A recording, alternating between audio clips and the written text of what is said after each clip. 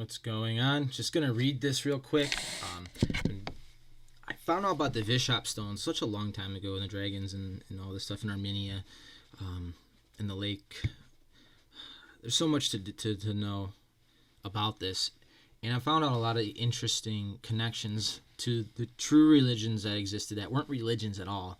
They're just a cosmic connection to energy, and I found this really interesting book. It's called Modern Pagan and Native Faith Movements in Central and Eastern Europe. Of course, it only has 1-star rating because I think someone is upset that someone's revealing this info, so I'll go ahead and read it. The myth and origin and its reference today, they're talking about in regards to, I don't really know, I didn't even look, but the sacred source of knowledge, the Vishop stones, dragon stones, and and its relevance to the connections of Aryans, Armenians, Slavics, Irish, all this, because it's Japethian. And here we go, because we're descendants of dragons, and I'm sick and tired of not acknowledging this shit. So the children of Ara generally do not seek to develop strict doctrines in their theology, philosophy, and spirituality. As a result, the neo-pagan worldview is the patchwork of diverse ideas freely composed by each adherent. Nevertheless, next we present some of the most important elements of this worldview connected to the, excuse me if I butcher these words, Ordinii myth of origin. Armenian neo-pagans believe that the world was shaped by the god Ara, the creator. According to the text of I can't read. He also conceived the other gods. Although some Ordinii interpret these deities as separate beings, but as incarnations of different aspects of Ara. Two gods included by the author of Ukhtuguk, the neo-pagan pantheon, Vishop and Yava, representing the dark side of the power, and thus allow a dualistic Manichaean view of the world. Accordingly, the history of humankind is seen as constant struggle between good and evil, binary. The creative light side is represented by Aryans, the children of Ara, the mortal gods. The destructive dark side is represented by Chari, the vile human-like creatures made from the soil by Vishop. The Aryans' homeland is Ariat, a promised land, a paradise land, more or less the equivalent of what is today known as Armenian Highlands. God damn it. Okay, I'm back. Sorry, I had a phone call. That's what I get for doing this shit at work. But it's the only time I really feel, in the morning I always feel the best, and this one I always feel able to do these kinds of videos. But anyways, where was I? So that's a paradise land, more or less equivalent to what is today known as the Armenian Highlands, that surrounds the sacred mountains of Messes, Arat, and the Argats.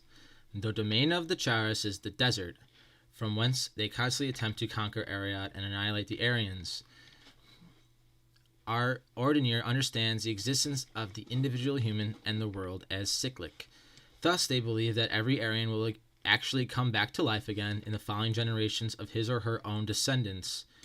Regarding the history of the world, they claim that just as each year is similar to the previous year and the following one, so the cosmic eras follow one after the other, repeating the whole cycle every 10,000 years. So what are we at the end of that? During the cosmic spring and summer, Aryans remain faithful to their deities and live as human gods in happiness and peace. Later, when they distance themselves from their roots and do not feed themselves anymore with cosmic energy, the evil Chari are able to weaken them and to establish their dominion over the world. However, at the time of the deepest decay, the last Aryans always rise with the help of their patron god Vahagn, and the evil is destroyed, the earth purged, and a new cosmic era starts. Neo-pagans flesh out these mythological bones with specifically interpreted historical processes. Thus, they believe that during earlier periods of current era, Aryans migrated to other parts of the world, giving rise to German, Iranian, Greek, Slavic, and other ethnic groups. Those who remain nearest Ararat are the Armenians, whose language and customs are said to be closest to the shared Aryan core. In turn, Armenian neo-pagan anti-Semitism is based on the above-mentioned dualistic perception of the world. Many Arodinir associate that Chari, who worshipped Vishop and Yava, with the Jews. who, in their opinion, invented Christianity in order to weaken Arians. They do not consider it accidental that Armenia was the first country to be converted to Christianity, and some believe that the ultimate goal of Jews is to move away from their desert state of Israel and establish a new statehood in Ararat.